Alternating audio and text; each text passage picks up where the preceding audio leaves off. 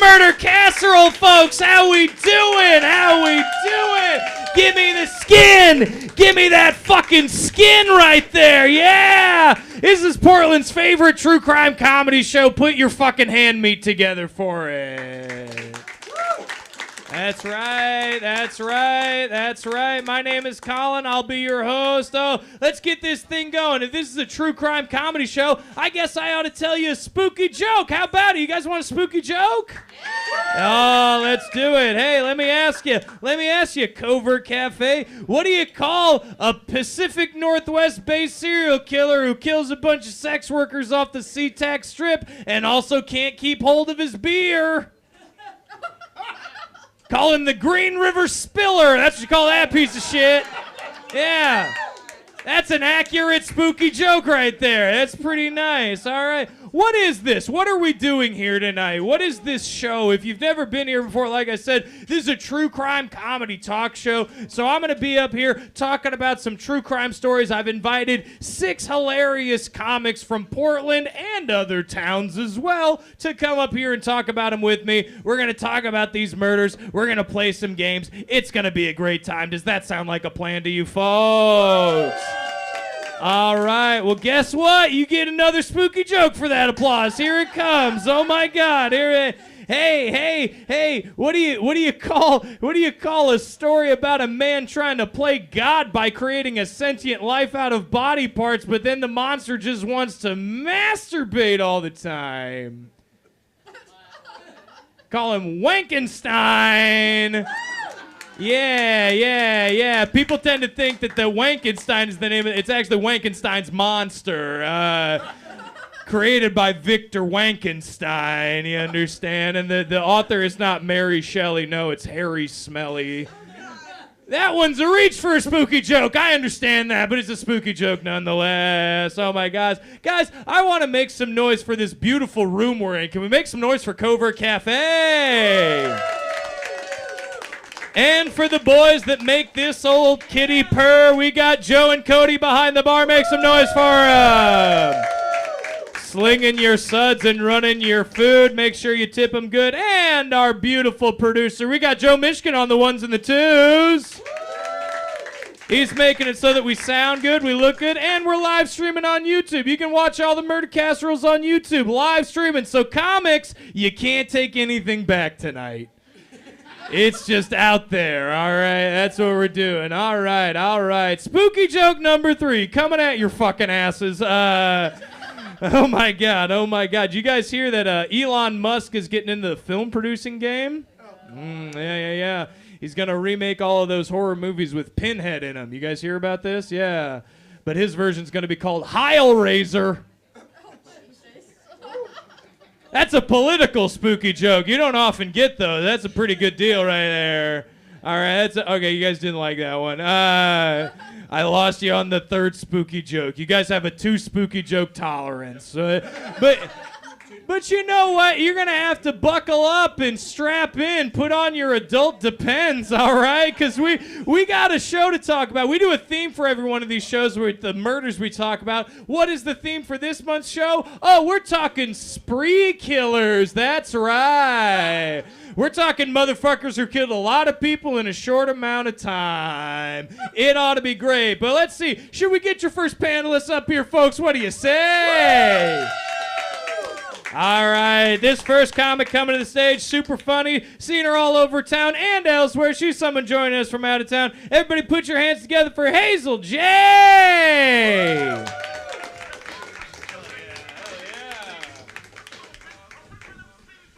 Have a seat. How you doing, Hazel? Oh, I'm so great. I'm glad. You're happy to be here with all these horribly demented people. Oh, yeah, definitely. My mom raised me on, murder porn and all that. Oh, so. Murder porn. Oh. Is that not what we're here for? Well, yeah, I try to leave my mom out of my porn. personally. I don't want her influencing those decisions, Hazel. I'll be honest. But no, it's like you're masturbating that part of you that wants to see someone do worse than you. Interesting. I like that. I like that. That ties in. That's pretty nice. But yeah, like I said, we're doing spree killings this. So I got a fun little case to talk about you with. This was so this spree to this day has the highest body count of all mass murders of children in U.S. or world history. And I'll let you in on a secret, Hazel. It wasn't committed by a queer person or an immigrant or a leftist. No, it was by a stuffy-ass white man angry about taxes. No surprise. That's right. We're talking about the Bath School Massacre of 1927. Make some noise for it. What the fuck is Bath School? Oh, wait. This sounds like a confession. That's like a memory somebody got up. They did this school where they made us all take a bath together. Oh, yeah. No, the name of the town in Michigan is called Bath. What? Yeah, that's where this happened. It happened in the town Bath Township, Michigan. You know? We have weird town names in Oregon, too. There's a town that's just a dude's name. This is John Day, Oregon. You guys driven through? There's nothing. There's not even a guy named John there. I thought that he would be just standing at the corner like, hey. I feel like you didn't look hard enough. Yeah, there's always a man named John. For you, there's always a John. Hazel's a whore. Sorry, I'm bimbo. kidding. Bimbo. I'm so sorry. I was a sex worker. Yes. But no, this was done by a stuffy. There's this guy named Andrew Kehoe. He lived in this area of Michigan. He owned a farm, which he inherited actually from his wife's family. So he's the type of dude who'd be like, pull yourself up by the bootstraps, you know. Yeah. But his bootstraps were already at his nipples, you know. Yeah. He didn't have far to pull himself up. You understand? But he was behind on his farm's mortgage. He was saddled with his wife's medical bills. She had tuberculosis. Damn. Yeah, it's pretty bad. Tuberculosis is not fun, you know. And on top of that, he was generally disliked in town, but he was particularly angry at having to pay taxes that went to a local consolidated public school in this town. Oh. Because he didn't have kids, so he's like, why am I paying for this fucking school? What? Which, here's the deal. There's always a moment in all of these stories, Hazel, where I identify with the murderer. Wait, he really went, fuck these kids, they're not mine? Yeah. There is a part of it that's like, I wrapped it up. Why do I have to pay for your kids? I get that. But you can't do what he did. The jump to mass murdering children. The jump to mass murder is not cool. But it's unfortunate because this was the area's first school. It's 1927. There had never been a school in this area before. Finally, kids in this area can get like a basic education, and he was just the dickhead in town who was like, no. Nah. So what did he do? He got a job at the school as a night janitor. This is Nightmare on Elm Street. Yeah. Wait, this is what? Yeah, it is similar, but I think Freddy Krueger actually loved those kids. Oh, that was kind of his problem. I thought he molested them. That's what I mean. Yeah, he loved. Yeah. I didn't mean that. Sometimes molestation is love. No, it's not. I just realized I said that on a live stream. No, it's not. I want to say on that other thing I said. Where's the camera? No, it's not. It does not express the opinions of Covert Café. This does not. No, not the opinion. I don't think the opinions of anybody. I am not R. Kelly of comedy. All right. That's a good reference. Hey. But on the 8th of May in 1927, here's what happened. Andrew Kehoe bludgeons his wife to death in their home, kills his wife. Then he hobbles all of the... She's sick. That was her main problem is like, God damn it, I got to keep paying for you to go to the hospital. Oh, my God. So he kills her. This problem's over. Yep. One problem done. He hobbles all of his farm animals on his farm and lights all the buildings on fire, levels the place. Problem number 2. Kills all of his farm animals. All right. And then as the townspeople are going there to put out the fire at his home, he looks at them as he's driving away and he says, hey guys, you better get to the school. Something's gonna happen. And then he drives away. Because what happens right after he says that is a massive cache of dynamite planted under the north wing of the Bath Consolidated Schoolhouse blows up. He did a stinky Pete on them? That's Yeah. crazy. That's crazy. Killing 38 people, all right? It was the last day of classes. He's planned it specifically to happen on the last day of school. No! He got the job at the school as a night janitor so he could store a bunch of dynamite under the school, and they had out on a timed detonation to go off on the last day. And then he drove there as right after the explosion's happening, and apparently, according to witnesses, Hazel, he's got a grin from ear to ear, where you could see both rows of his teeth. That's not a happy smile. That's a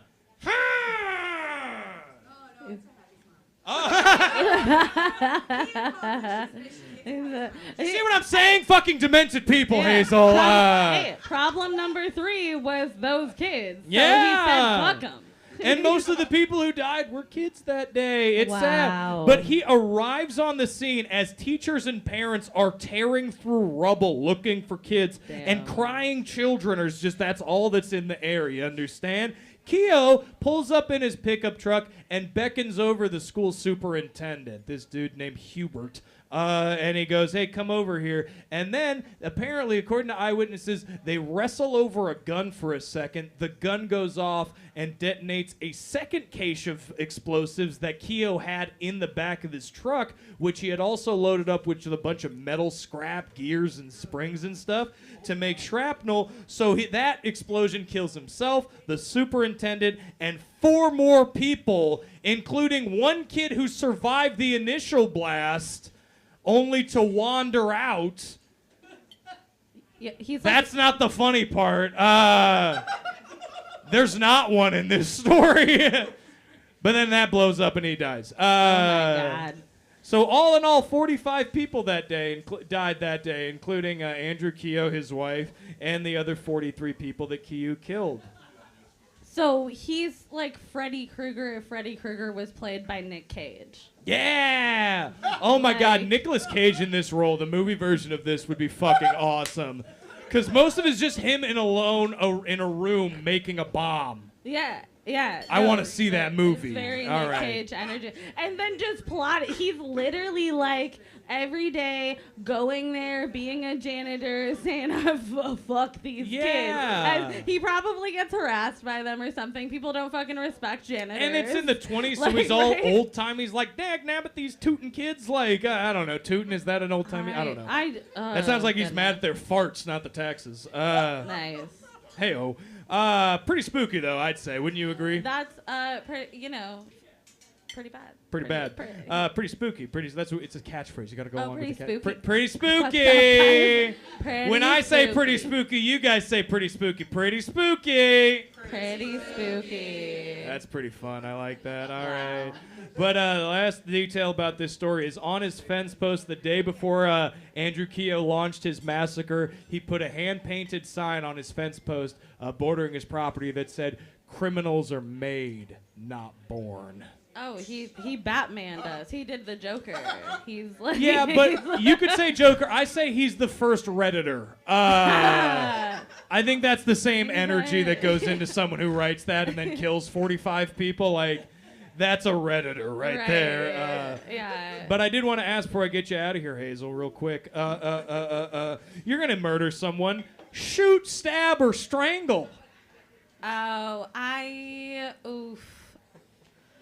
I want to say shoot, but sometimes I feel like my actual self would be more of a stabber. Wow. Right. All right. I like it. I want to say that I would want like distance, like that. Sure. Right? So that's the American in you. You want the gun. I get it. Yeah. I get that. It's real fast, quick, easy, clean. Yeah. You know. Fun. But Ever I shot am a gun? messy I'm sorry. bitch. They're really fun. You know. Yeah. Yeah. I would.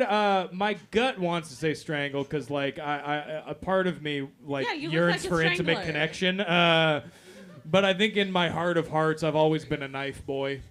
Knife. So we were both settled on knife. Yeah, but it's so messy. We're so messy. We're messy. I'm a messy bitch. What's your sign? I'm a Sagittarius. Yeah, messy. Which is very high on like the stats of like who becomes serial killers. Actually. You know who the highest is? What? Huh? The highest astrological sign associated with? It's like Gemini. It's Gemini. Yeah. Dahmer, Bundy, Gacy, the big three of America, all Geminis. And all of my exes. A couple of those you were the beard for, Hazel. I'm sorry to tell you. I'm a Cancer. That's who everyone thinks is going to be a serial killer, but really we just cry. It's true. Big ass babies. Big ass babies. Make some noise for the big ass babies and for Hazel Jae. Yay! Thank you so much.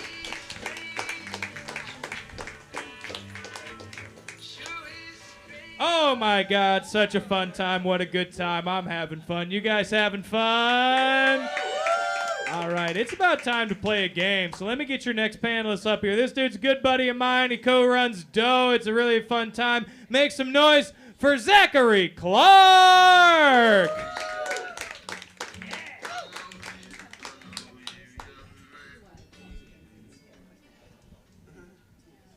How we doing, Zachary? We're good. It's smells sweaty in here a little bit. Oh yeah, that's me. It's just, I don't know. It's a lot of perspiration for it to be just you. I think. I'm a lot of boy. A lot of boy. A lot of boy. I'm a lot of boy, Zachary. It's a 10-gallon boy right there. That's That's just how much milk I drink in a week. 10 gallons of boy in a 5-gallon jar right there. Do you drink milk? Not by itself. What do you mean not by itself? I'll have it in like coffee or something like that. Oh, okay. I thought you meant like I need friends there. Yeah. Yeah, you're married. I need my wife to watch. If I drink milk. Yeah, absolutely. Well, that's I think our rule. you know that video that circulated on the internet where it's like, "Stop drinking milk, Anthony." You guys know what I'm talking about? There's a video of a guy being really angry at his roommate for drinking just plain milk. Yeah. And saying, "You don't even put anything in it." And then he says, "Are you a criminal?" And I feel like I've been that person. I've been Anthony in my life because I love just a big, tall glass Yeah, of that's like fucking... a Midwestern stereotype is you guys drink milk plain. Dude, whole milk? Whole what milk? do you mean? Stop saying plain. It's not a burger. Whole milk, it whole doesn't milk with need dinner. anything. Oh, yeah. You have a milk with dinner, Colin? See, I was told that was what poor people did to fill you up. I was told it was what the filthy Midwesterners do. You're from Florida. How are you shitting on me geographically right now? It was pretty easy. I don't know. It's fair. It's an easy target. Everybody knows where Florida is. Nobody knows where Iowa is. People I don't are even like, think Iowa's fucking real, honestly. No, you don't meet people like me. And in all fairness, I could be a ghost. I could be the personification of death that you meet in like a Twilight Zone episode. Yeah, like I'm gonna walk outside after the set and turn around and there's no show going on. Yeah, exactly. Yeah. You come and be like, "Where's Colin?" There's like, there hasn't been a guy named Colin here for 20 years. That's a John Mulaney bit, but it's also a Twilight Zone bit, so... I want to point out, I didn't realize, I'm sitting so much lower than you are. Yeah, do you like it? No, I don't. I'm scared, but not in a horny way. You know what's funny, Zachary? What? Let me get... You give it to me, Colin. What's funny? A lot of people don't like it. Yeah. There's a comedian who specifically asked that we switch places. I think instead you should get a booster seat or something for right here. I think. Well, nice. I used to sit in the comfy chair and then somebody else would sit up here, and that felt rude because then I'm comfy the whole time and they have to sit in a normal chair. No, it's better for you to be up high because you look scary and domineering now. Yeah. Well, and also it's the talk show format. Like I want to be at a guest, you want to be at a mini couch. That's how we're doing. I'm Conan O'Brien. No, sure, Maury, yeah. Maury. But you're more like Maury. Maury Povich? He's more like Dr. Phil, I think. I'm Dr. I'm much more Dr. Phil. The Bush League Trailer Park Dr. Phil. Why don't you just hit the kid? Thank you. All right. I would love move on. A Colin Mattox, Dr. Phil, Dr. Mattox, where everything's like, have you thought about just hitting your son? Yeah, have you maybe thought the problem's not even about that? All right. Yeah, it's like... These people want to play this game, all right? This game that I have devised, this is a newer segment. We call it Roll or Die, bitch. Make some noise for it. This is a dice rolling game, kind of in league with this room. We do a live D&D campaign here Wednesday nights at 7 p.m. You should come check it out sometime, all right?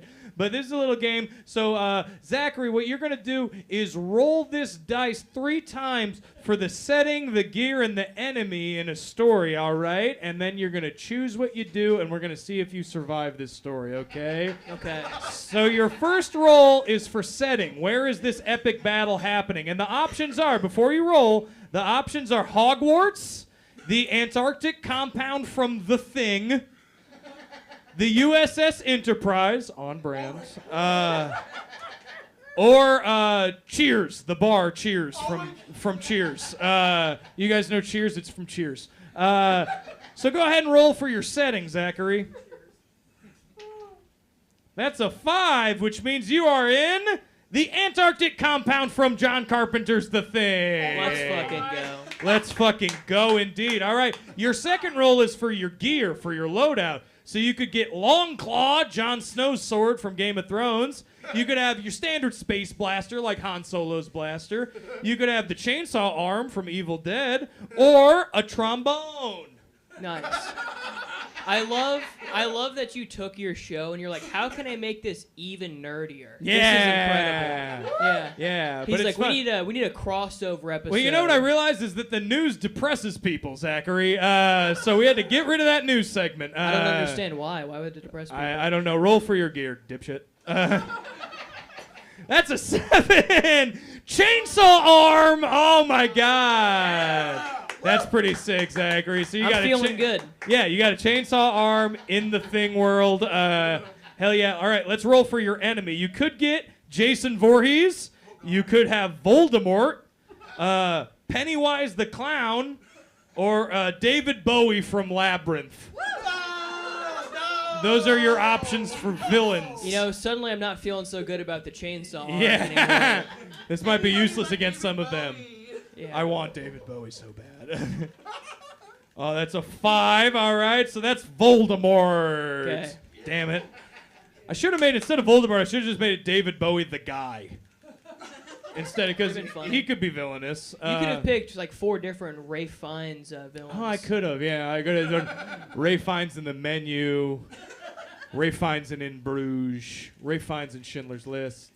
Next month. All right. Hell yeah, thanks. I should give you a writing credit. All right. Happy to do it, Colin. So, Zachary is running on the Antarctic compound with a chainsaw arm to defend himself against Voldemort.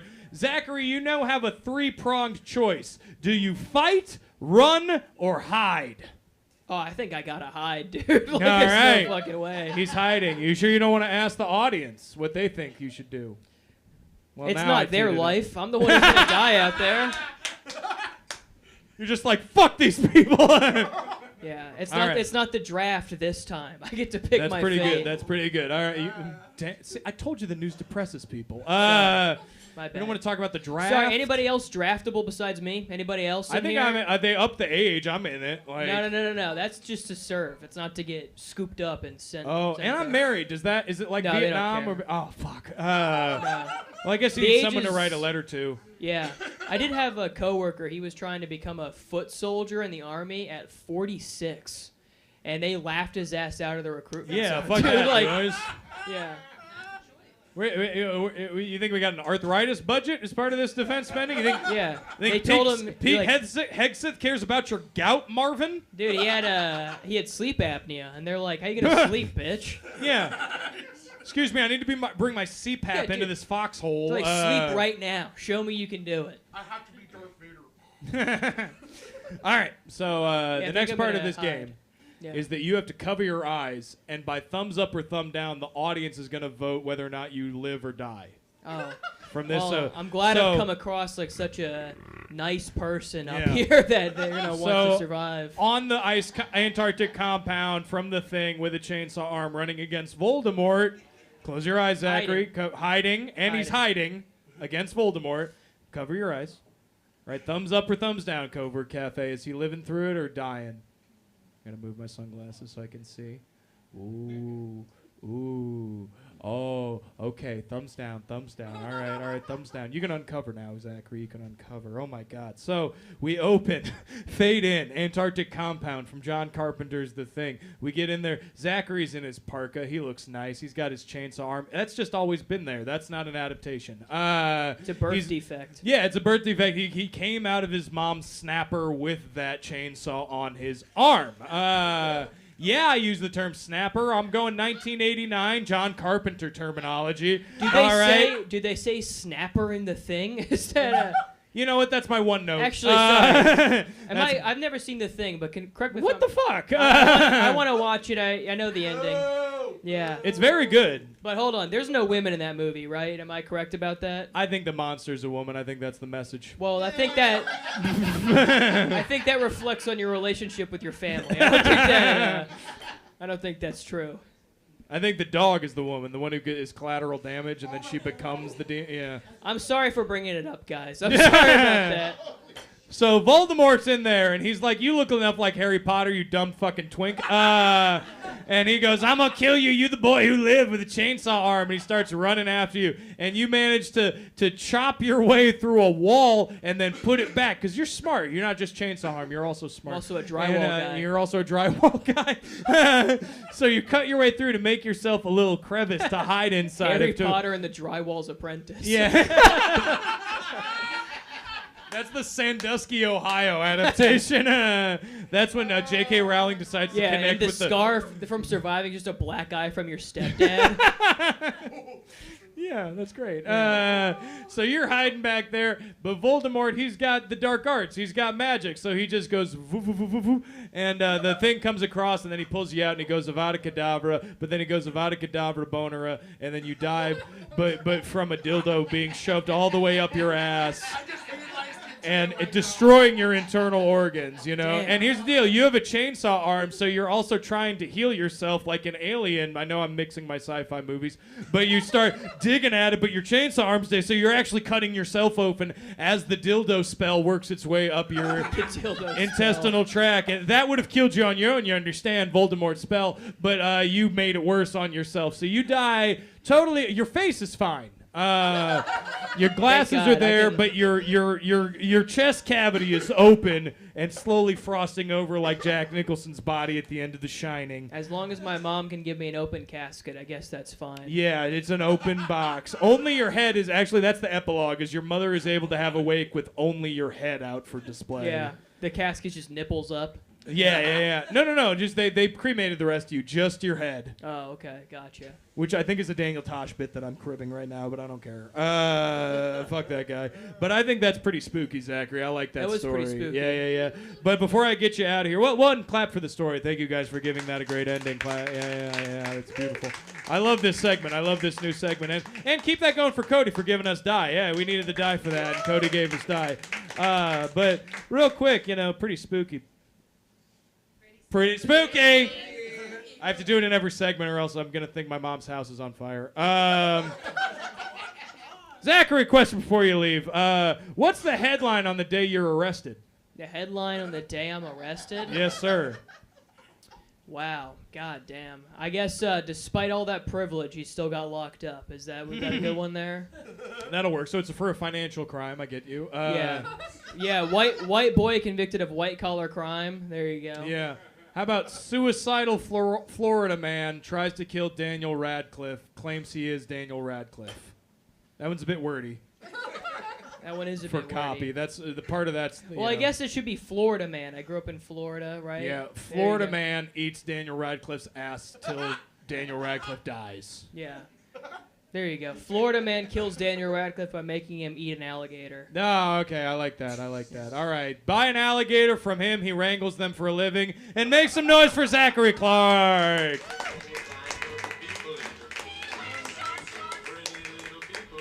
Oh my God, moving right along. What a fun time. I'm having fun. Are you guys having fun?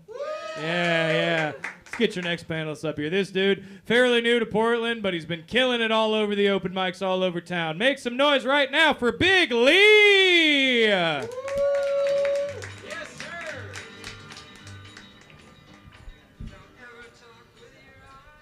All right. What's going on, guys? Oh, pretty good. Pretty good, Big Lee. I'm medium Colin. Medium? Okay. Yeah. I don't think I fit into the big anymore, you know?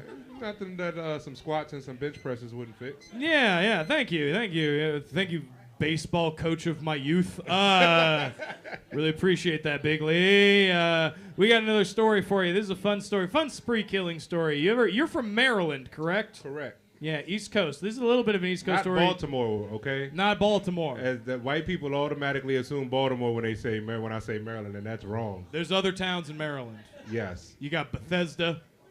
What the fuck do you know about Bethesda, Iowa? You got what is it? Franklin. I don't know much about Franklin. Franklin, not Franklin. What's the other one? Frederick. Oh, Frederick. Okay, Different yeah, guy, yeah, different Frederick, male's okay. name. Yeah. My wife has family out in Maryland, so I've okay. been there. Yeah, I got food poisoning in Bethesda. That's not a statement on the town. I just don't think my Midwest palate can handle oysters. Oh, that's You know, you didn't there's eat something in my oysters out gut here? where it's like it's not fried. Don't put it in here. Is this area not known for oysters? Yeah, I don't do that shit though. Oh, so you went across the country to eat some seafood that you never tried before.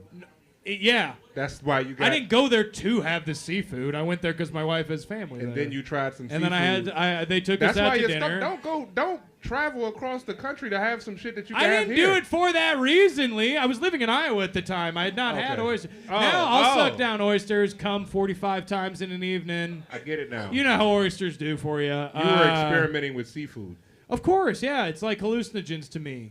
Because the sea is happens. scary. We're not supposed to be down there. Yeah, you lucky We're you not- didn't have any like shellfish allergies or anything. I might. Have you had crabs or anything? I've had crab. Well, I've had Lobster? crab. I haven't had crabs. Make that known right now. You know, All just- right. I'm sorry. Who the fuck is eating one crab? Do they even sell you a crab? They come in bushels. You're right. You're right. Like, what are we talking? There's a great. You know what I like? I like crawfish. I like Okay, crawdads. yeah. If you can eat crawfish, I don't think you have a shellfish allergy. You're No, good. I love those. But they're great garnishes on a steak. A couple of crawfish. Yeah. You know, and they scream when you boil them. So if you're a true crime fan, you should love them. All right, let's talk about this thing. We're talking about this dipshit named Howard Unruh. Make some noise for Howard. White guy. White guy who pretty much started our craze of white guys committing mass shootings. So let's make some noise for the pioneer. This was the first crazy white One guy of the to shoot first. up the They building. call it the Camden, New Jersey Walk of Death. Okay. So About 2 Howard hours away from me. was born in New Jersey, Camden, and he served with creepy distinction in World War II. All right, because he used to do this thing. All of his coworkers, his other soldiers, would say that he would take detailed notes about his kills in combat. He kept a little notebook and he was like, "This is how many bullets it took. Here's how far away I was." Weird shit like that. You understand? So, but after the war, this got him medals. He was successful as a soldier. But he went back home, moved in with his Documenting mother. his kills got him medals? Not documenting his kills necessarily, but the things that he was documenting got him medals. That's for damn sure. Okay. All right. You know, if you kill people in the army and you do it enough and you don't die, they'll give you medals. Yeah. You know, and even if you do die, they might give you medals. Yeah, but if you I know. kill enough people, then I get killed. I don't understand. Yeah. Like, Sometimes fucking- if you get shot and don't get killed, they give you medals. You That know, is that's true. a Purple Heart, which he did get. He was wounded in combat. So, but after the war, he moves back home to New Jersey, moves in with his mother. He was a closeted gay man. Howard was. So he started, but he didn't want to hook up with anybody in the town where he lives. So he kept an apartment in Philadelphia just for cruising. Like, we just go down to Right the bus across the stops in bridge. Philadelphia and meet up dudes, take them back to this apartment, you know. He had a pretty steady job, so he was able to afford it and also pay for his mom's rent living in the family home, you know. But he starts this feud with his neighbors over some stupid shit, over like a fence being in the backyard, this shared backyard area. And all this time, it's just building and building and building his resentment for everyone around him. Also, he's routinely target practicing with his 9mm Luger in the basement of his home. He made himself a pistol shooting den in the basement, and he's just down there shooting for hours on end, practicing. What do you think of that? A million red flags. Like A million. Off like halfway through the story, a million red flags that somebody should have pulled this guy to the side. Oh, yeah. Got him There's some help a a little whole bit. bunch of people are just like, this guy is a veteran. He seems mentally unstable. He's gone for long periods of time. He gets super angry over dumb shit.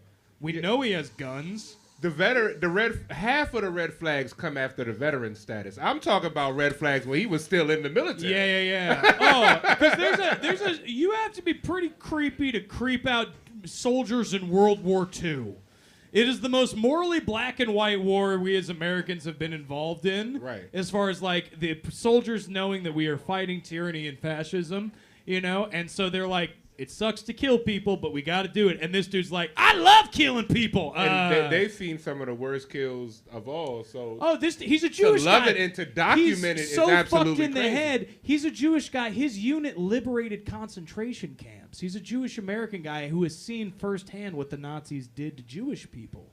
It's horrific. He's fucked in the head. And after that, his only comfort in life comes from arguing with neighbors and playing with guns. Bad gumbo right there, folks. Yeah, for sure. Those are all the things you don't want to put in a pot together, Big Lee. He built a shooting range in his basement. Like, these are all red flags, man. Yeah. Some These are part of it all is red like, flags. damn, we should get you a job at a community college. You should be teaching trade school, all right? You can build the infrastructure That's like that. a different type of man cave right there. Okay? Oh, That's my like God. That's I kind of want it. Again, see, every time there's a little part of every one of these stories where you're like, but a basement shooting range where you just go down there and pop off a few rounds at the end of a lot. That's cool as fuck. Outdoor shooting range, fine, but in your house? You know, I think you should flip it. Indoor, I think you should do archery. Indoor, if you got a big enough basement, tight little archery range, Trained right? to be a superhero or something? Bro? Yeah. You got archery and bullets? Like, you got to choose one. Well, here's the like, deal. Apocalypse happens, Big Lee. Eventually, the bullet's going to run out. It's like a black parent putting their kid in football and basketball and hoping to get rich.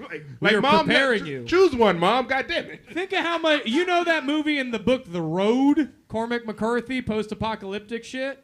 Can you imagine? That kid's going to be so much better off if he knows how to use a bow and arrow. Okay. Because the whole thing is they only got like 4 bullets left. What happens when you run out of bullets? You need to make an arrow. So prepare for the bow and arrow. Yeah, but that's what you don't even worry about the shooting gun range can be. So that's my point. Archer range inside, gun range outside. You don't even need the gun range if it's post-apocalyptic. Yeah, you don't can want to spend waste that those time bullets. learning something else. Yeah, you never see them practicing in The Walking Dead, do you? That would be a waste of ammunition. That's a dead zombie we could have just from making sure you can keep your groupings tight. You got other stuff you got to worry about besides shooting. Yeah, that's shooting is important. But at any rate, Howard compiled a list of grievances.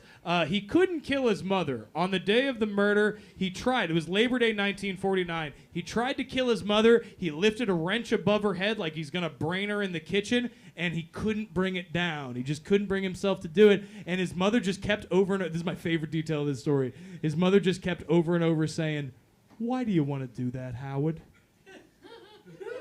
Why do you want to do that, Howard?" Because, you know, she's from New Jersey, so she has to sound like, "What are you doing that for, Howard? She didn't call the Stop police? it, Howard. No." What the hell?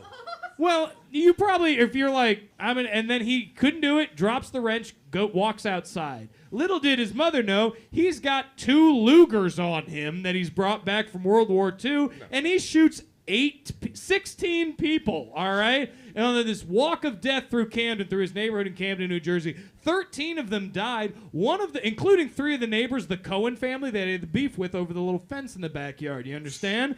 But one of the people, this is comical, is that he's trying to go into the shop to shoot a barber he doesn't like, and a patron coming out blocks the door. So they do that comedy thing where they're like, okay, you go left, and then, okay, you go right, and they keep stepping in front of each other, and eventually Howard Unruh just gets fed up and just goes, "God damn," and shoots the guy in the doorway, and doesn't even shoot the guy he went there to shoot because he was annoyed enough already.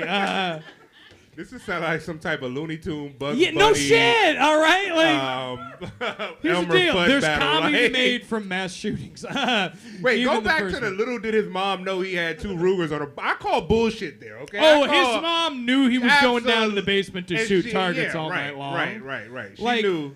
But I think it's that moment, Petrified, where you just see tried the to moment that kill you. could be the end of your life, and it's coming from your adult son, who you know is gay but won't admit it to anybody, and disappears to Philadelphia to fuck dudes for a couple of weekends a month, and you hear shooting guns for practice in the basement, and is really angry at everything, and you're probably just in fight or flight at that moment. But that's the thing people don't talk about. It's fight, flight, or freeze. You know, there's a something else? third option where you just don't do anything, and I think that's probably where his mom was. There may be some sex trafficking in this story as well here. When he's going across the Philly to meet guys and stuff, what's happening there? You know what? I think that my only thing to push back is I think it's just because he lived in a very tight-knit neighborhood in New Jersey, and I don't think he wanted anybody he knew reporting that he meets up with guys and hangs out in motels. So he's like, I'm going to literally go one state over and do that where I know there's a more vibrant cruising I just think a guy like him would, some of this sex would maybe be like intoxicating and traveling across state lines and stuff like that. Never know. I mean, it's possible. He sounds super weird. He's a weird guy. Yeah. The cruising part's the least weird part to me. That makes all the sense in the world. The kid, but attempting to kill the mom. But he shoots this up this whole family, and he eventually he runs out of bullets, and then he just decides to go home. So he just drops his guns and goes home and gets to bed. The police, everybody in the neighborhood knows, like, Howard Unruh is shooting people. The police surround his home, start a standoff. They're calling him in the inside, being like, what are you doing? He's like, I don't know, man. Listen, I got some friends coming over. Can I call you back? And he hangs up, and then they launch tear gas in there. They go in and get him. They arrest him. He confesses to everything. He says I did it in the interrogation room. The cops realize after he confesses to everything, oh, why is there all this blood on the floor? Howard Unruh had been shot in the ass during his own mass shooting and hadn't realized it. It was literally like a fucking Forrest Gump thing, like, something bit me. Like, I was wondering where was everybody else's guns at in this shit. story. Like nobody else is walking around with guns. A fucking bar owner, make some noise for your 1949. local tavern keepers, because yeah. a local bar owner sees the shooting happen, goes out with his own .38, shoots Howard Unruh in the ass. It seems to not do anything to him, but not long after that, he does stop shooting people and go home. So it might have at least contributed to the end of the massacre. But he was found in the pretrial area to be schizophrenic, which, by the way, in the early 50s, late 40s, that was kind of just a catch-all for all mental illness. That's like autism is now. Yeah, exactly. So he was sentenced not to prison, but to Trenton State Hospital. We got to live out a cushy life in a mental hospital for the rest of his life. However, his deadbeat father, who abandoned the family when Howard was a child, had to basically pay his rent. Because they're like, we'll let you live, we won't send you to prison, but in order for the state to take care of you, your dad is going to foot the bill, essentially. That's child support. Kind of evens out, but he died in 2009 at the age of 88. Damn. Yeah, he lived Should too have been long. in prison. I'm sorry. Yeah, there was an interview with him long. 20 years later where he's like, fully cognizant, knew what I was doing the whole time. Like, I got away with murder. I am not in prison. I just get to live in basically a glorified college dorm for the rest of my life, you know? So, miscarriage of justice on the first mass shooting kind of set a pattern. That's an upsetting note. But let me ask you, Big Lee, before I get you out of here. Okay. What is your perfect death? Probably just in my sleep, something real peaceful. Yeah. Yeah, something like that. Hopefully I can, I'm in my house. Yeah. Just something real peaceful, man. Near a body of water. As I feel like that would. I don't know why you guys laughed. as I feel like that'd painless be as peaceful. possible. That's what I Yeah, just don't want any pain, you know. Lulling you off to sleep. White noise machine going on in the background. Yeah. And then I'm gone, and then I wake up and I'm in heaven. Damn. You believe in heaven?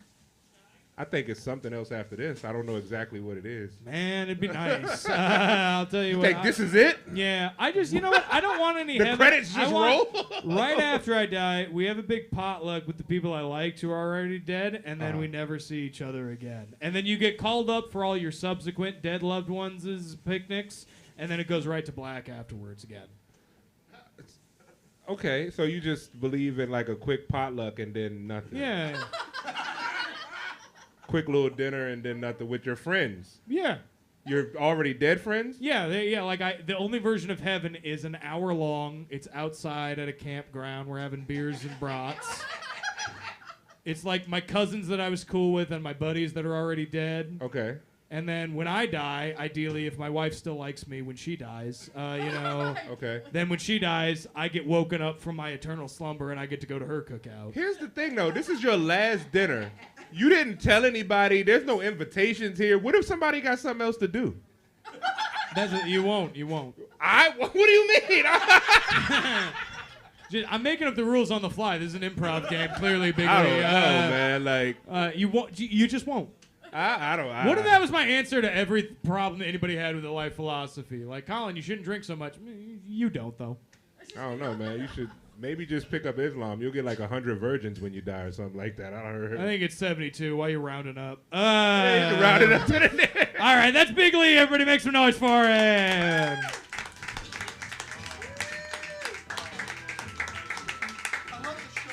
Oh, I knocked over my shit. I knocked over my fucking shit. All right. Gonna keep this thing going. We got some more comedy for you. More true crime shit. You guys want more true crime shit? You want more blood? That's right. All right, we'll get your next panelist up there. Friend of the show, friend of me. Everybody make some noise for Amelia Evans.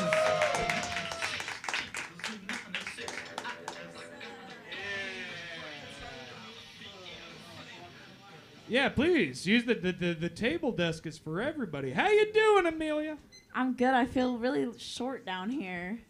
Why is that the note? I feel like you put me beneath you on purpose. No. It's about you think about women, isn't it? No, it's a talk show thing. You never see Conan O'Brien sitting at the same level as a guest. Yeah, they're at the same fucking desk, bro. No, they're not. Yeah, well, they now are. with the podcast, that's not what I'm talking about. It's okay. I'm trying to curate an image.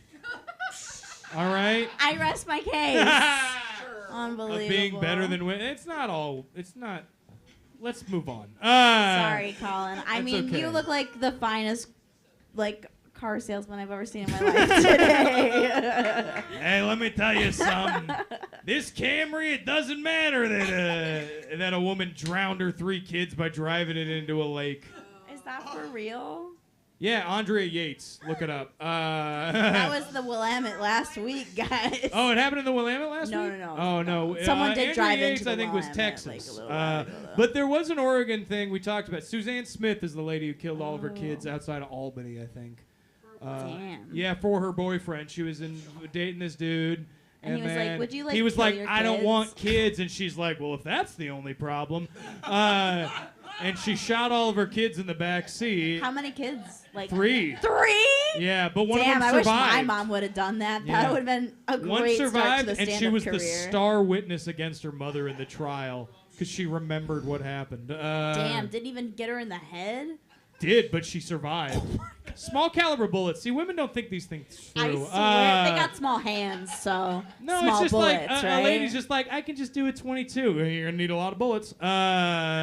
First rule. Women love trinkets. You want to go with a 320 ACP, maybe a 38 if you're feeling fancy. Hike.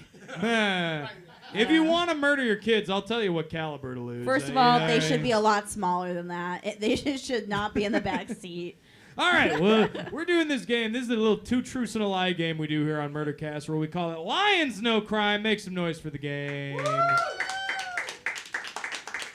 So what Amelia and I have done is we've compiled 3 crimes that each of us have committed. 2 of them are true. 1 is a lie, all right? We're going to read them out to you guys, the crowd, and to each other. And we're going to guess as a community which one is the lie. Sound like a plan?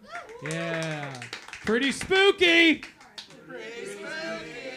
Yeah, I got him. I fucking got him. I didn't with like that. I didn't like that one bit. All right, do you want to read your crimes first or you want me to go first? I want you to go first. Ladies All first. right.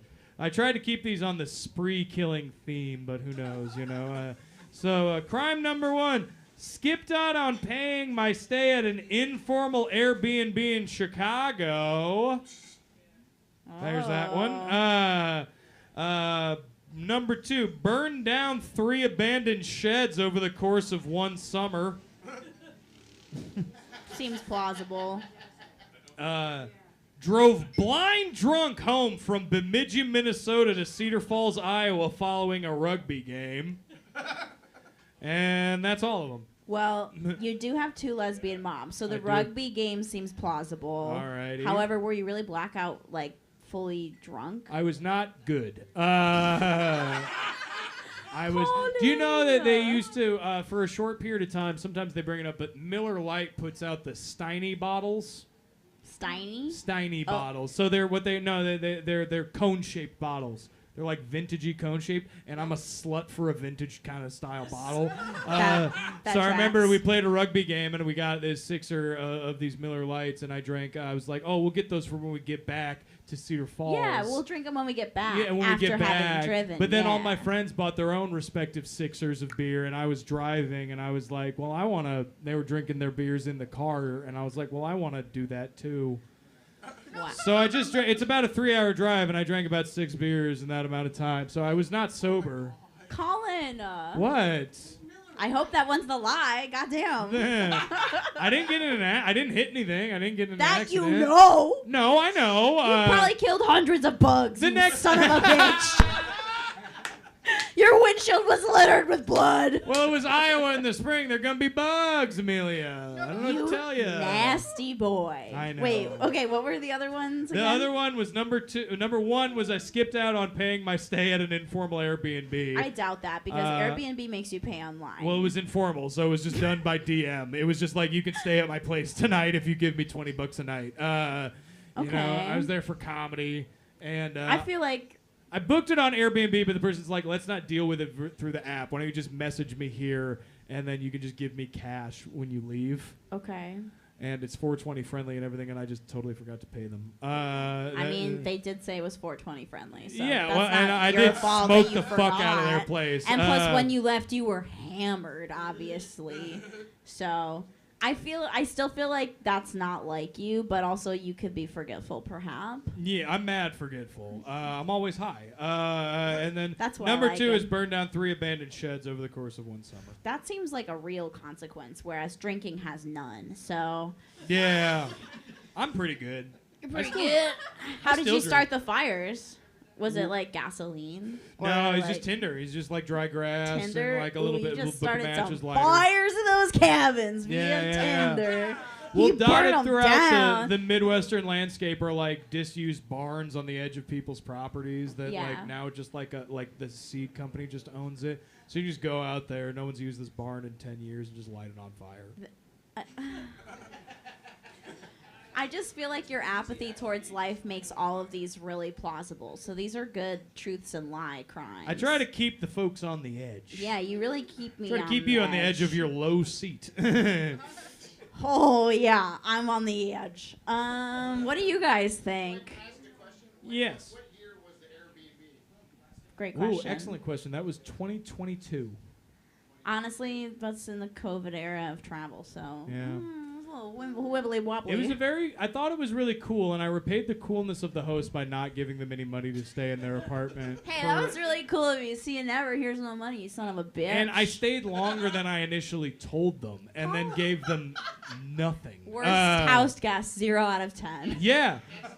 But since I didn't book it on Airbnb, they can't rate me on it because there's no recording of us booking it through that. You are still a top guest. Still top. What I is don't what is use that- it a What do they lot. call that? They're like #1 bootlicker guest. Thank you so much. All right. All right. I think that the lie is driving super drunk home because I hope it's the lie. You think number 3. What do you guys think? Barnes? Say Barnes. Barnes Or beers? B&B. Barnes, beers, or B&B. Oh, I heard Barnes I'm hearing a lot of really hard. Barnes. B&B. Damn. Oh, everyone disagrees with me. Everyone thinks you're a friggin' scumbag. I don't care. You wouldn't be a scumbag if that were I true. know. It's number 1. I didn't skip out on an Airbnb. Damn it. Good I for did Colin. break all of the rules at it that they set, which were very understandable for it being 420. They're like, don't bring anybody in we don't know. And I just made it my hang spot for a weekend. You were like, come on down. Come on Everyone down. here is like, I'm never letting you house sit for me, Colin. I get it. You shouldn't. And that should have the never glasses been. alone. It should have never been an option. Oh, yeah, I'm just having people buy, like, you want to smoke hand-rolled cigarettes in this person's living room? Oh my god. What are your crimes, Amelia? Oh, my crimes. Yeah, we Sorry. gotta do yours. I have so many crime. Okay. Okay, I commit the social crime of always being a minimum of 45 minutes late to parties, but I always look really cute. All your crimes have an uptick. Yeah, they all are like, but also because I'm a white lady. Okay, so I speeded. What? Like anything I do bad, it's like, but it's okay, like because I was cute. Like Because it's I have fine. this thing that makes up for it. Yeah, I have purple hair. Leave me alone. I speeded on a highway that should have been that speed anyway, but the officer didn't like my girl math and gave me a ticket. And the last crime is that I like to apply the 5-finger discount when I shop at corporations. Hell yeah. Well, I support that one, whether it's true or lie. If you get no other message from tonight's shows that you should be stealing from Walmart and Target and shit, all right? Yeah. They don't check if you go through the self-checkout line with a big thing of bottled water. Big thing of bottled water. First thing on Colin's stealing list. Hey, I try to give back to the community. With water? Yeah. People need water. Oh, okay, that's It's good. a founding block of life. Yeah, but I don't need Founding water. block, is that a term? That's a founding block. It's a founding block. That's what our country has broken. All the founding blockers. Okay, I want to believe that. The girl math, you used a buzzword in, so I hope it's a lie. Listen. But number one, wait, what was number one? Number one was... Number one was that the social crime. Oh, the social being crime of being 45 late, minutes fashionably late. That's Yeah. hardly a crime, but I was pressed. I'm a nice lady, okay? I had to come up with some stuff. I was like, I gotta come up with some crimes, and the other comedians were like, are you a light crime person? Yeah, I specifically try to book this segment with someone for whom the crime is a very loose definition. Yeah, we're not trying to actually incriminate anyone here. Just make me look like silly. You look like you passively stole a friend's boyfriend at some point. Definitely not. Definitely not? No, I'm not. Just be like, Kyle's a nice guy. I just I know he doesn't seem right for you. And then 6 months later, you're like, Kyle and I in Rome. No, I'm more of the I'm more of like an emotional cheater in the relationship. Like, I'm in love with your best friend and I kissed a random and now we have to break up. I don't know. Okay, that's cousins to what I said. Yeah. Mine's more the 70s version. Yours is more the dude version, I feel. Yeah, you're right. I have known dudes who are like, I've been interrogated a few times. Also, I only did that once. Learned my lesson. It's like, are you into this so-and-so? And I'm like, no. And I'm like, and then you know the answer you really don't want to give if your girlfriend asks you, "Are you into my? Do you think my best friend is attractive?" Is what you don't want to say is like, she's like trashy attractive. Because I've definitely been that boyfriend. Actually, I think that you should say that if anything. Yeah, it's like, is she good looking? Yeah, but not like ruin my life good looking. You know. You're ruined my life. Good looking. Improve my life good looking, darling. Yeah. Let's get married. Winner. That is how I proposed. That was my whole speech. I'm gonna say number one's the lie. You think I'm not 45 minutes late to social functions? No, I think that would bother you. I think your social anxiety is that you can't be more than 15 minutes late to a social thing because then you'll think people will hate you. Oh. But that's just me. What does the crowd think? What do you guys think? Solid logic. Yeah. That's not... that's true. I'm 45 minutes late. Oh, fuck. Okay, so the lies... Oh, you I'm were a doing Leo. elimination? You're a Leo. Yeah, I'm Okay, gonna so be that is late. 45-minute late shit. Oh, I want that to be true, but you know what? I'm going to say the speeding one's false. I'm going to vote with my heart this time. Nah, that one's true. I was going 66 and a 40. Fuck, so you don't steal? No. Steal, Amelia! Amelia Evans, I'm not good at it. I get anxiety about that. we're gonna change you into Astelia Evans by the end of the night. Astelio Man Evans. Just kidding. I would That's never pretty do good. that. Well, that's cool. But I have one That's question. cool. That's great. Be stealing each other's men. I think men deserve to be stolen. Men We are should property. only in France. Yeah. Bully men and then steal them. I do like to bully them. Yes. That part is fun. I'm very easily bullied. I know. I grew up in a house of women, and I don't like them being mad at me. I mean, that's a great way to be, but Yeah, but it's I also like guys. I feel like you have to gently like let men know, like, if you were like when you start dating them, you have to be a little bit mean, because then when you're really nice, they're like, she could be really mean to me. Like Well, not real mean, but it's like a little. I'll put a foot wrong and my wife will be like cool about it, and I'll be like, oh my god, I was so afraid you'd be mad at me, and then you wouldn't talk to me for 6 months like my mommy. Fucking felt that. Like Fuck my that. mommies, and then she's like, no, it's okay, we're cool. Your moms were mean, and I'm like, good point. They were mean. But I wanted to ask you before I get you out of here, what to you, Amelia Evans, is the most fun crime? Of all time? Just in your opinion. Oh, the funnest crime. The funnest crime. Ooh, I this use is a correct fun grammar, question. but go ahead. I feel like the funnest crime is like lying to the government, probably. Yeah. I've been doing that. Fuck your live stream. I lie to the government all the time. They think I'm unemployed. I work here. Every one of those cash tips. I reported every dollar of those cash tips. Oh, I don't. I wipe my ass with your summons, U.S. government. I'm like NWA, except for paler.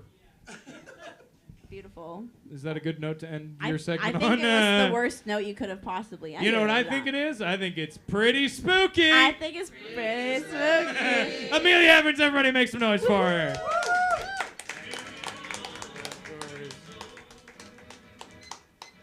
Oh my God, such a fun night so far. We got a couple more segments for you. Let's get your next comic up here. This lady's super funny, been on the show before. Good buddy out of Tacoma. Make some noise for Doris DeSouza.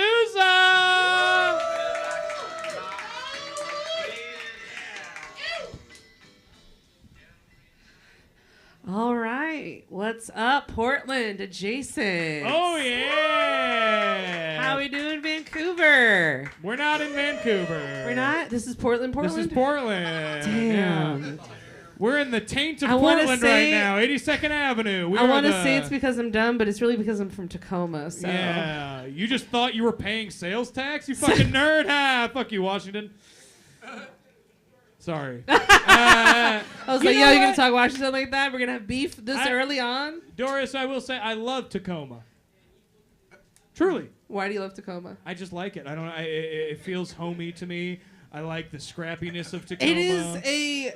I can't talk too much shit because I'm a Florida girl that moved to Tacoma within the past, 6 years. So I claim Florida still, and I always will claim Florida. Sure. So Florida, and this is only if you get this, Tacoma looks just like a downtown Orlando. And if you've been to downtown Orlando, Central Orlando, you'll understand what I mean. That's all it looks. I just compare the cities to But Disney, it's cool. Seattle, Tacoma's, Orlando. That's the thing. So, I like it. I didn't like Orlando, but I like Tacoma. I like everyone's like the Tacoma aroma. I've done shows for you in Tacoma, and I'm like, what is the Tacoma aroma? What does it smell like? And everybody in Tacoma is just like, it smells. in the summer, there is a wave of I-5 where it smells like, boiled broccoli and vomit and human condition right there. Like you can smell the human experience that's happening in Tacoma when you hit it. Did you know that the Tacoma aroma is why there's so many serial killers in the Pacific Northwest? Apparently, I understand. I get it. Yeah, there's a book. I get it. I live there and I understand. I think I've talked about it before, but there's a book called Murderland that talks about why there are so many crazy true crime cases in the Pacific Northwest. And the big reason they pin it on is the smelting from the plants in Tacoma it's a birth defect thing where it fucks up the development of the frontal lobe in babies when they're in the womb. Which the frontal lobe is the part of your brain that controls impulse control and empathy and stuff. So when that's damaged, it's like perfect freaking existing conditions for a serial killer. That makes a lot of sense. And then a lot of serial killers go from here to Florida. So there's like a weird connection. You're like a reverse Ted Bundy. I feel like all the Ted serial Bundy killers went from go to Tacoma to Florida. And then they come back because they realize, oh, this is just a hot Portland or a hot Washington, it doesn't check out. Ted Bundy had to stay in Florida because that's where they executed him. That's true. Hell yeah, that's where they put the needle in. It's also where they smuggled out his semen. So his jailhouse wife could have a kid by him. He's got a daughter out walking around somewhere, Ted Bundy does. Keep an eye out for a really creepily handsome woman. Just you with the wig walking around. Thank you for calling me creepily handsome. I was gonna say like very Doris, you old girlish charmer, looks, you. know, I have what one might call roguish good looks, where it's like he might kill me, but cool. I don't know, but like kill you with like maybe corny jokes. I get that. Yeah, You know, like that's cute. I like that. Yeah. That's my eHarmony profile. That's a dated joke. All right, but let's talk about this killer because he's not a serial killer, nor is he from Tacoma nor Florida. He was from California. This guy. We're talking about Andrew Cunanan. Have you guys heard of Andrew? Make some noise for Andrew. I like to tell people you're not clapping for the murder, you're clapping for the segment, okay? Just visualize it that way. That's why I snapped. You're clapping for my writing on the murderer's topic. But Andrew Cunanan, they made like the American Crime Story about him. He's played by Darren Criss, you know. He was a half Filipino, half Italian guy born in California. Andrew personified the ideal of fake it till you make it, which could have made him an incredible stand-up comedian in the right circumstances. But he was constantly lying about his background and his credentials, which he used in his early adulthood to con a lot of older gay men. He was an out gay person, and his big thing is he was like the sugar baby for a lot of rich closeted gay men in like San Francisco and stuff like that. You know? Yes, he was living like I feel like Idaho big fancy queer's houses. dream of like going to California and being someone's sugar baby. Yep. Like like San Diego big in the fancy 90s. houses in the Bay. These guys just like, we'll give you an allowance if you just suck my dick 3 times a month, you know. God, muscle T, muscle oh, gym yeah, gays, he's working you know what I out, mean? you Venice know. Beach. He's got that ambiguous ethnic mix where it's like, whoa, what's going on in that gene pool, you know? He was living at that point, he was living my dream. Not the whole dream. Yeah, just right. that specific gay homoerotic he dream. loved to be the center of attention with his friends, so he would overspend on like dinners and gifts. He would take all the money that he's getting from these older gay men and just basically run up lines of credit, burning bridges the whole time. Also, in his by his mid-20s, his behavior is increasingly erratic because he has a meth addiction. That's the thing. First rich guy, living rich, high on the hog, who turns to meth immediately. I don't know specifically it was like coke and then meth is like the placeholder, which is usually like, meth is just DIY coke, but if he started doing coke and then they couldn't get coke, so he starts doing meth. You know? I mean, you're discounting poppers as like a whole genre right there. Like, there's so many. Well, I'm sure poppers to him are like aspirin. It's like that's just something I should have in my bag. You know what I mean? You're talking about old school drugs that like had people's assholes open like the black hole sun, like like. So at that point, like, yeah, meth was probably the only. Is that answer, what that song's about? You heard it here, I guess folks. the next line is, "Won't you come?" That's how at least my Colombian dad told me what it meant. So. Do we have the same Colombian dad? Just kidding. No daddy club over here. Hell yeah. Butch moms. No, it's fine. They were enough. All right. But all of his friends start being like, no, I don't want to hang out with you, Andrew, because you're a fucking meth head now. In 1997, Andrew Cunanan may have thought he was HIV positive. Because living as a gay man in the 90s, he may have thought he wasn't. They did an autopsy after he died, and they found out he was not HIV positive. But there's something like maybe he had a former partner or a fling or somebody who was tested positive, and he was worried that thought he was going to die. So that's when he decided to vent all of his frustrations and go on a killing spree. So he starts by killing 2 of his friends, Jeff Trail via hammer. He hammers him to death. And then David Mattson, who he goes on a trip with. He always had a thing for David Mattson. They had a fling, but David was always like, I don't really want, you're too crazy for me, Andrew. And so one day when they're on the run together after murdering Jeff Trail, he murders David Mattson with a gun. And then he furthers this, goes to Chicago, kills this old guy, Lee Miglin, who's a very famous Chicago architect who might have been one of his sugar daddies. He murders him in a weird way by covering his entire face in duct tape and then dropping a bag of birdseed on his chest to break all his ribs.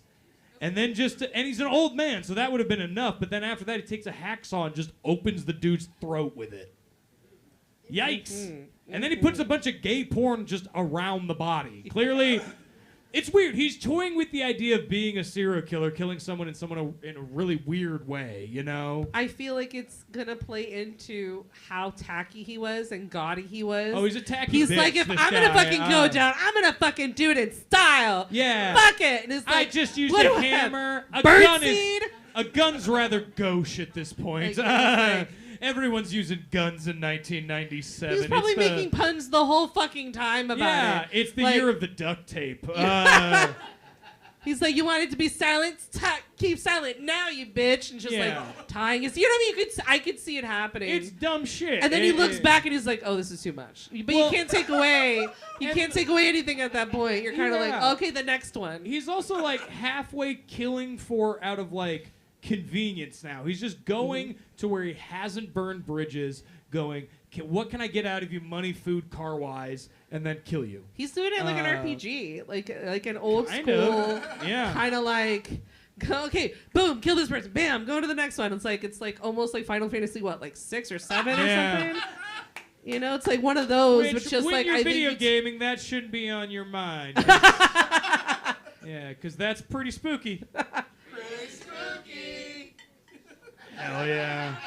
Shucks. I like that too much. And I know it, and that makes me like it more. Alright?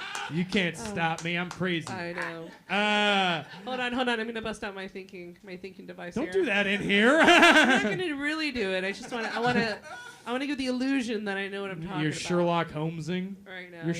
You're Sherlock Bones. Okay, I'll Sorry. put it away.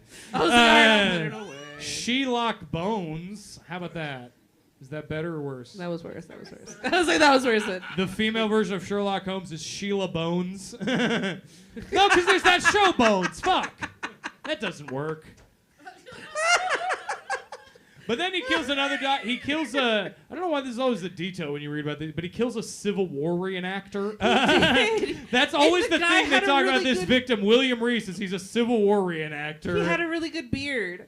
It was like one of those like Yeah. Civil War beards, you know, like Is had it to when be the gun scraggly came enough and like just brunette and Yeah, when the gun came out, he went, "Oh no, this one's real."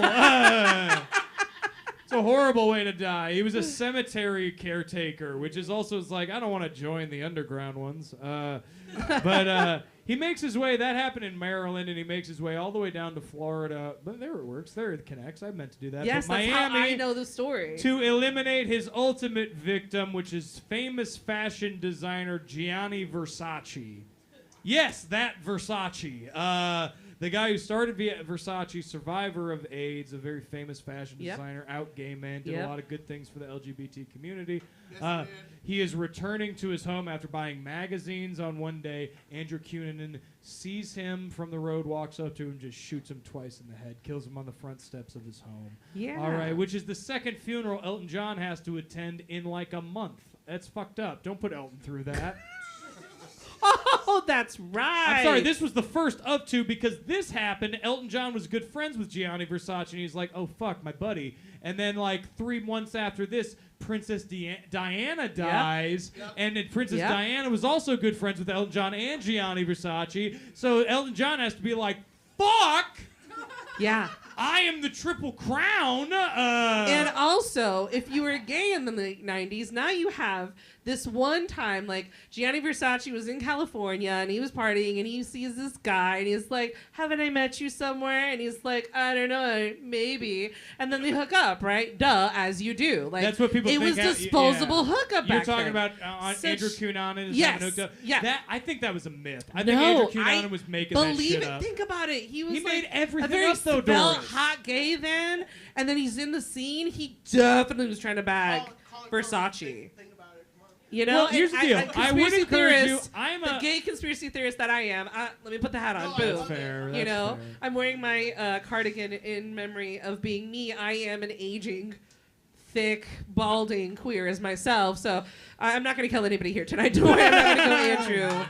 But I am tacky as well, so I But want to Gianni was the thick, balding queer. That's the problem. I think I relate to him a little so bit you don't too want to much. get murdered. But here's the deal: is that I would encourage. I'm a big fan of the first 2 seasons of American Crime Story, the Ryan Murphy show. I think the OJ one and the Gianni Versace one are actually pretty good TV. Yes. I think Darren Criss does a very good job playing Andrew Cunanan. What's his head? Edgar Ramirez does a really good job playing Gianni Versace. Penelope Cruz plays Donatella. It's good TV. You should watch it. And I think that reaction where there's a fantasy where maybe they met once and Gianni Versace was like, you need to be more honest with yourself. And doesn't fuck Andrew Cunanan. And Andrew Cunanan goes, nah, fuck that. And that's like the start of him going off the rails.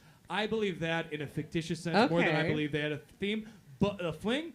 But the gay part of me wants to ship I them. think so. I think the gay true crime nerd part of me wants to be like, yeah. well, because I think of it this way: like he was caught up between the love affair, and then boom, he kills one lover. Then he holds one lover hostage, kills the other lover, him, and then after that, it's kind of kills a like sugar you daddy. think, and then you think, Yeah. oh wait, because the sugar daddy, you're like, wait, he probably knew one of his babies did had have gotten something, yeah. so you're like, oh, we probably share the same daddy. I got something now. He did. And then he's Andrew- like, fuck it, balls to the wall, like going full at it. Andrew did have a hit list, and the top of his hit list, and he had a shrine to this guy was Tom Cruise. That was who he had the bigger crush on, was Tom Cruise. To the point where We when would have not before, had Scientology, after he you shot guys. Versace, but We were so before they close. caught him, So the FBI put like a detail on Tom Cruise. Like, he specifically wanted to kill Nicole Kidman because she was married to Tom Cruise at the time, and he's like, Tom is mine. But at any rate, a federal manhunt happens after the Versace killing, chasing Cunanan all over Florida. Cunanan holds up in a houseboat in Miami, where, surrounded by cops, he commits suicide with the gun he used to kill everybody at age 27. And the weird thing that I heard in a documentary or in a segment was, and he laid there on the bed in shorts, no shirt, sprawled out in a homoerotic fantasy. And I'm like, Yeah. first of all, what where do you know that? You're like, yes, bitch. So I was jerking it the other day, and I imagined yeah. blowing my brains out to a Blood all hostage coming out of his situation mouth. after a like- killing spree. Fuck yes. I don't see that happening. See, that's hornier than any gay person would put it. A gay person would be like, the comforter looks gross. But anyways, before I get you out of here, Doris, Okay, I want to ask yes. you, what would you like done with your body? Ooh, I think the last time I was here, was that the same question? I think it was. No, okay. Maybe. Well, okay, so there's so many different things I want to have done with my body. Like, it's insane. Like, and I know, like, not necrophiliac, but I'm just saying, like, I would want, like, a part of me wants to be, like, stuffed and, like, displayed like an animal and, like, like an enclassment, like, in glass casement, Yeah. you know? Or I would want to be in a wax museum, but, like, have wax put over my dead body so people don't know that I'm dead, but then they touch me and then my eyes move because it's animatronic, so then they think I'm alive. Yeah. And then people are going to do Santeria. They're going to try to bring me back, and then it'll be this whole big thing. And then it'll be this whole conspiracy theory, and then really I'm dead, but I'm alive dead kind of thing. So there's that one I want to do. I also want to be turned into, like, 3 different pendants that, like, my children have to wear. And then, like, but I haunt the pendants, and, like, I curse whoever wears them, so I tell them to give them to them, like, somebody I like they don't this. like. Yeah. And then I can haunt them, and I can take them out that way. Or like if they're like, I hate this bitch, she's taking my spot. I'm like, don't worry, give it, like, put it on, and then I kill that person. Kind of like Death Note, but with, like, really gaudy jewelry. Again, Yeah. it's like Versace, you know what I mean? Kind of in the Thematically same tied vein. in. Good job. And like, I also like, if I want to be a ghost, right? I Right, want to right, come right. back. We all wanna be ghosts, I want to be a right? ghost, but like sorry. I would be a socially anxious ghost, so it'd be more like overthinking. Just really, I would be overthinking with them, like, oh, you should let the egg boil a little bit longer. And they're like, what? And I'm like, See, yeah, I no, want no, to be that's the not only too, that's not too long extroverted enough. ghost where I'm just like, let's fucking party. They're literally gonna be like, what's that? What's that? I'm like, oh, it's overdone now. Put now on you're not the gonna get fog the yoke. hat. Let's go Now to you see, town. because you did it 12 minutes instead of 11, and you saw it on Yahoo, it was 11. Then you went to Google and it said 12 and a half, and you're like, well, I'm just gonna do 12. And then it was overcooked then, and then I knocked the pot over. And I'm like, do it over. Wow. You know what, Doris? No notes. Thank you. But I will say, what I would like to do, I want to be cremated, but then my next of kin has to cut my ashes with anthrax and send it to a list of people that's in my will. I dig it. Okay, I have So when one they go, more they go. thing. If I'm like terminal, the day I die, like the day I go beep, right? I want my corpse, right? My body's gonna be on a movie set. It's gonna be on set when I die, like I flatline. Oh. Then they're gonna take my body in a horror film, and I'll be the first dead carcass that they could murder without feeling bad, because that's my wishes. I like that. Hey, giving back to the film community. Make some noise for Doris DeSouza, Thank you. everybody. Yeah. Oh, fuck me. Yeah. Wonderful, wonderful, wonderful. Oh, my God. You guys are a wonderful crowd. You're so wonderful that I am going to throw stickers at you. Oh, my God.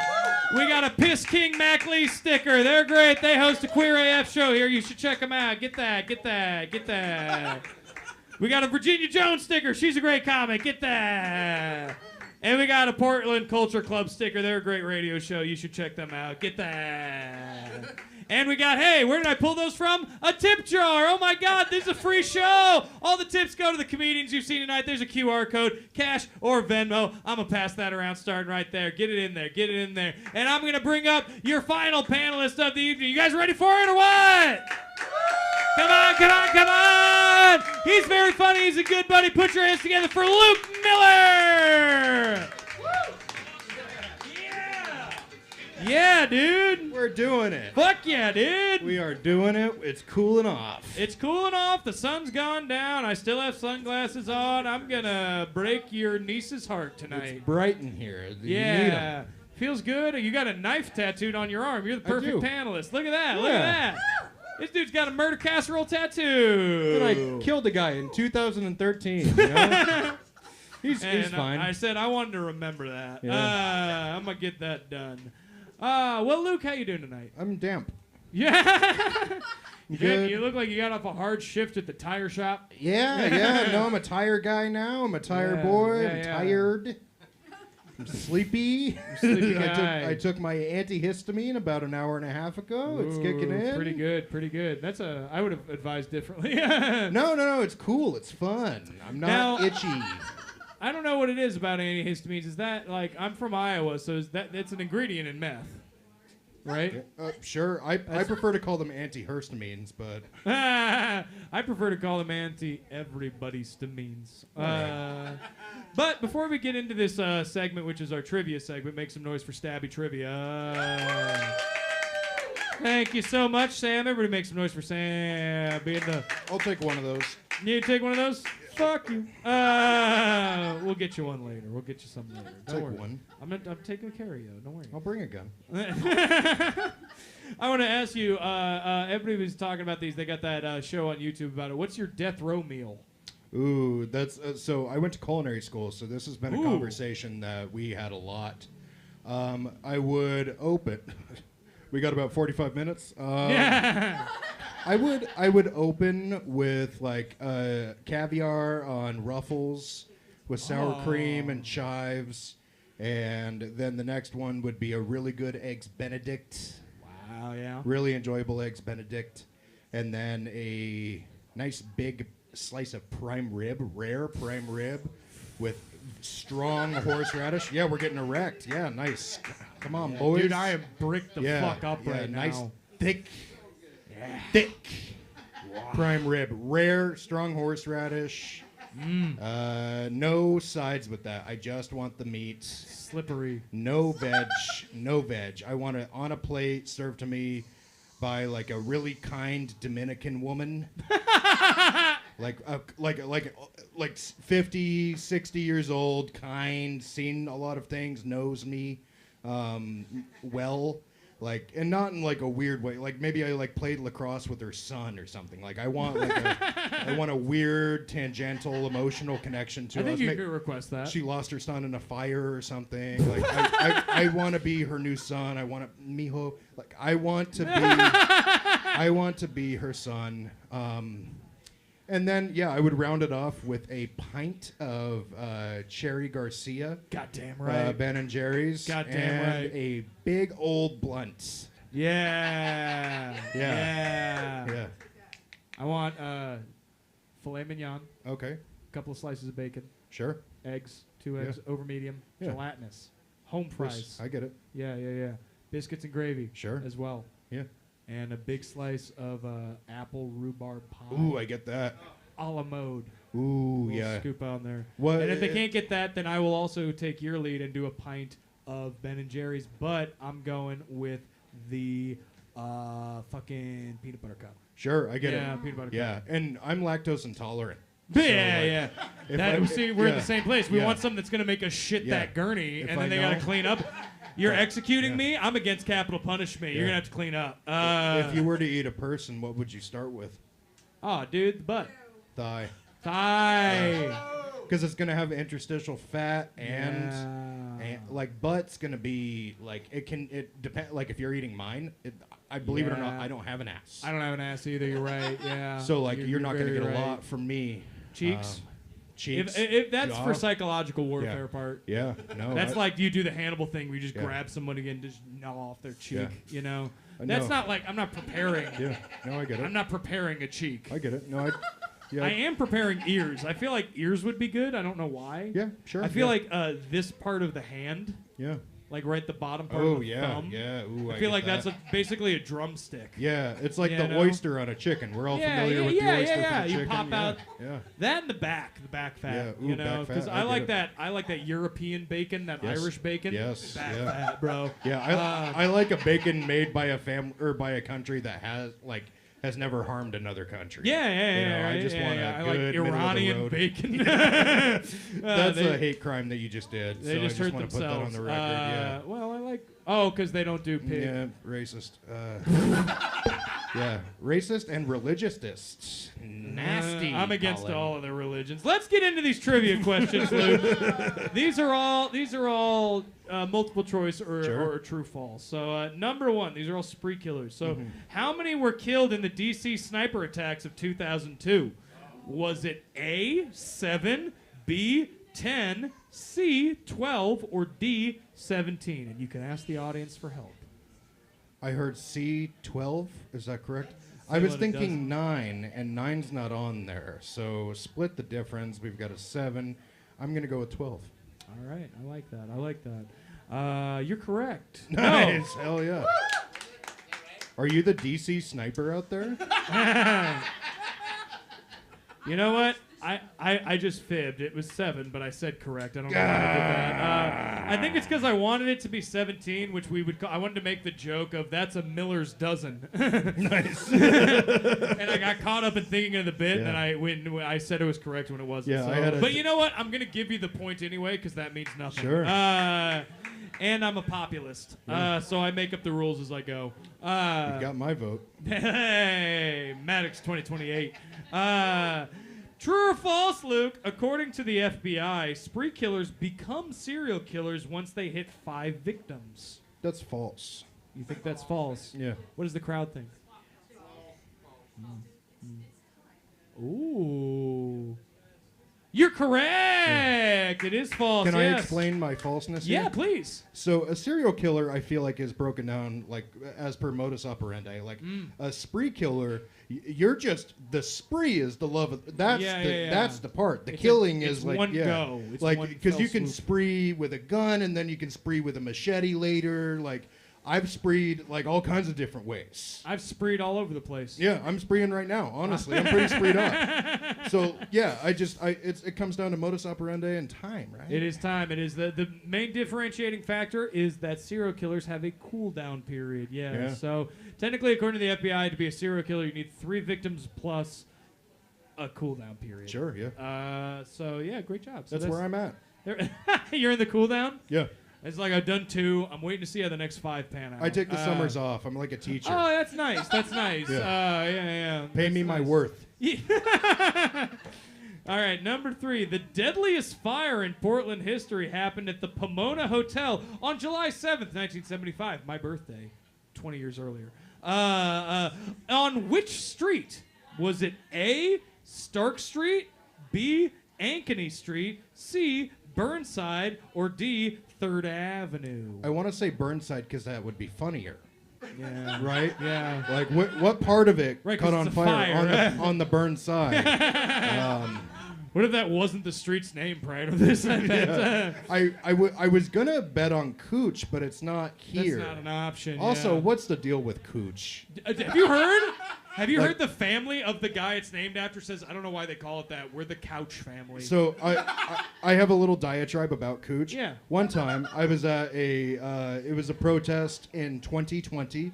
I'm sure you can all assume Peak. what side I was on, and the good one. And depends on who you are. And we had to go down a road. We had been kettled into a certain street, and we had to turn left. And I said, "Oh, we got to go left on Couch Street." And I shit you not, someone pulled down their fucking mask. We are getting tear gassed and kettled and fucked up. And they go, "It's Cooch." And then they put their mask up, and we had to run back down the street. So that's Portland for You're there, you. you're just like, thank you. Yeah, thanks. Glad That's we're real important right now. super semantical right now. We're really focused on street names. Yeah, but yeah. Glad we nailed Cooch. Yeah. But I'm gonna call it Burnside. Yeah, let's say Burnside. What does the crowd think? Sure, don't leave the enthusiasm at the door. Well, guess what? I'm sorry, because you're correct. It is Burnside, because life imitates arson. Yeah. Do you have a favorite? Is that your favorite Portland fire? Ooh. Well, didn't the Portland Fire WNBA team just reignite? Yeah, pretty bad name for a city that's about to burn to the fucking ground. You know? My favorite one is the one that makes it so I don't have to pay rent anymore. Sure, yeah. So that is yet to happen, but we'll get there, folks. We'll get there. Mine's the World Forestry Center, for the record. Yeah. If Oh, you're okay, good. It's a really fun, interesting piece of Good Portland history. fire. Yeah. My favorite, it's not a Portland fire, but my favorite wildfire is the one that Johnny Cash started by letting his truck overheat. Yeah. And it exploded and burnt like 40 acres of California wildfire, including Johnny Cash made a bird extinct. He killed every bird that existed in that forest in that Nice. fire. Talk about a ring of fire. Yeah.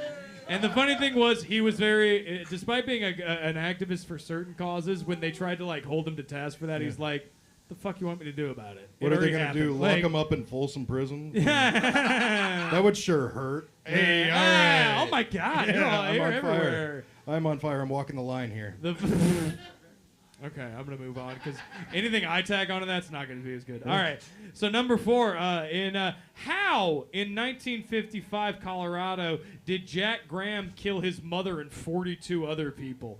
Was it via A, machine gun and shotgun rampage, B, a house fire, C, a poisoned reservoir, or D, a plane bomb? It was machine gun and shotgun fire. You think it was machine gun shotgun? Because that would be fun to experience. It depends on how you feel about your, like it depends on how you feel about your family. You know, like say you're like a cute young teen, you're queer, and you come out and your family's like, "No, you suck, you're the devil." And then you come back to your family with a machine gun and shotgun, Yeah, that's kind of fun. and you rectify the situation. Yeah. I don't know. No, that's a really fun, like, short graphic novel Yeah. that you've just pitched. Yeah. I like it. I like it a lot. Is that what you're going with, though? The No, guns? yeah, I think All I right. think it's that. What's the crowd think? Poison. Poison. I want. Yeah. Pour some sugar on me.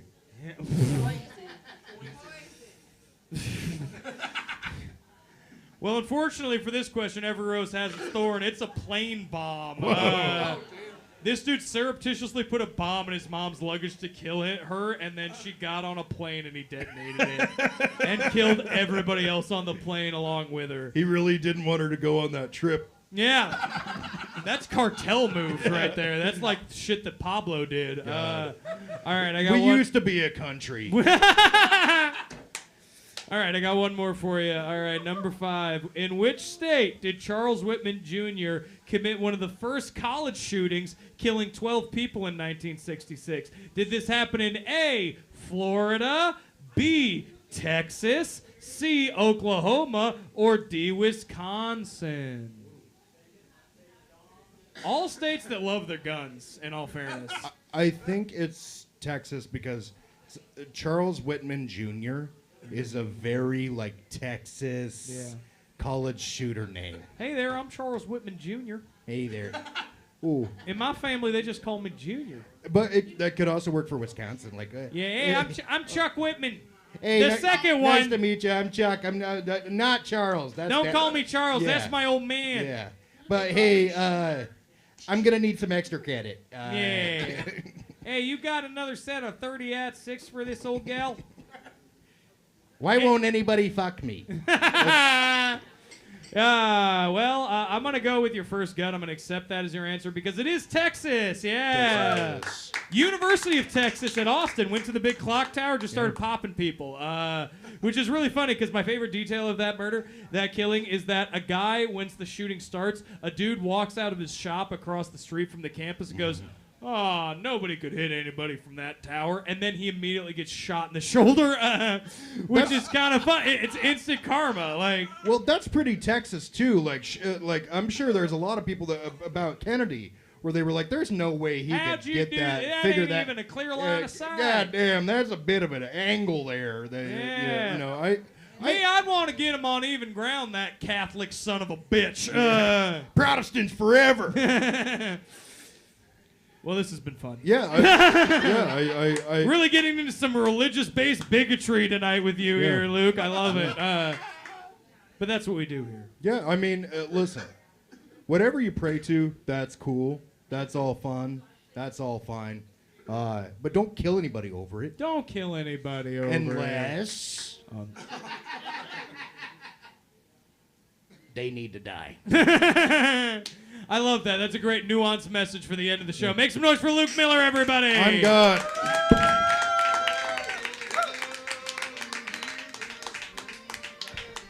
Yes, folks. That's our show. That's Murder Casserole. Did you guys have fun? Oh, my God. You guys were a beautiful crowd. We do this here every month here at Covert Café, live streaming it here. Find us on YouTube. Watch all the other old shows. Come back to all the shows we do it here at Covert. Make some noise for the room. For the boys that run it, you got Cody and Joe. And Joe, make some noise for them. Keep it going for all the panelists. We had Hazel and Zachary and Big Lee and Amelia and Doris and Luke Miller. And finally, keep it going for fucking me, for Colin goddamn Mattox. Follow me around. Make sure you keep supporting local comedy. Keep supporting all these shits, man. Get home safe. Have a good one.